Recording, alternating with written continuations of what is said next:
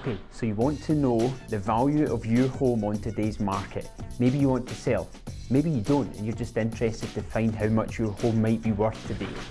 I'm going to talk you through the process of how we get to that magic number. Alright, so I've mentioned in a couple of my previous videos the importance of pricing your home right from the start.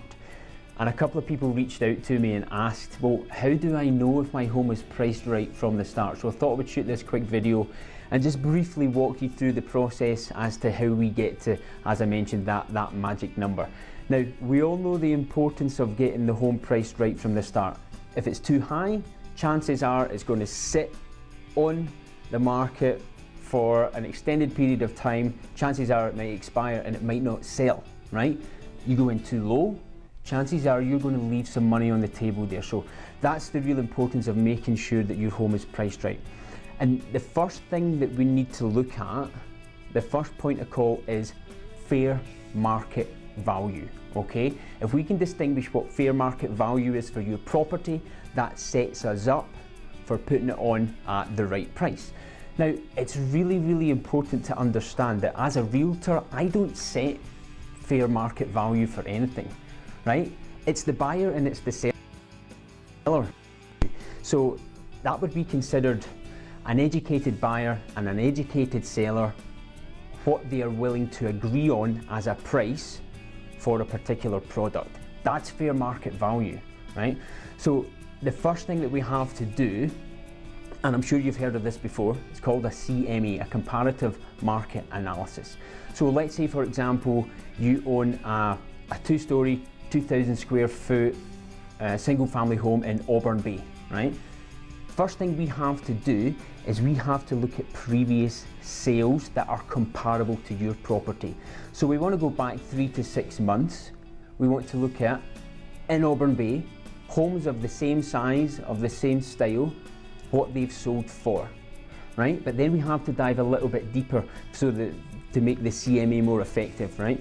We have to look at certain features of the sold properties and then compare them to your property. For example, your property might have hardwood and granite. The previous sold property does not. So we then make value adjustments to the sold property in order to make it even more comparable and more like for like with your property, okay? Now, what that will do, along with the data provided with market trends, so we may be in a hot market where month on month we're seeing an appreciation in value, or we may be in a little bit of a down market where we're seeing prices drop ever so slightly month on month. So we have to bring all that information together, we crunch some numbers, then we are provided what would be considered fair market value based on the knowledge and the statistics that we have from previous sold properties. Easy, right? We'll look at a few recent statistics, we'll look at the market trends, we'll have a look at our competition, what's out there, get that fair market value, put it on the MLS, and we'll sell. Not always the case. You and I both know that doesn't always happen, but why? Why does that not always happen?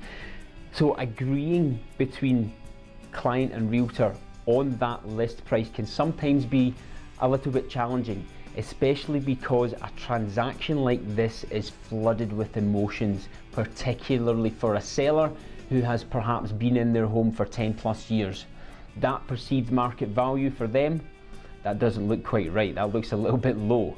And then the flip side of that is you're always going to have a buyer who wants a bargain.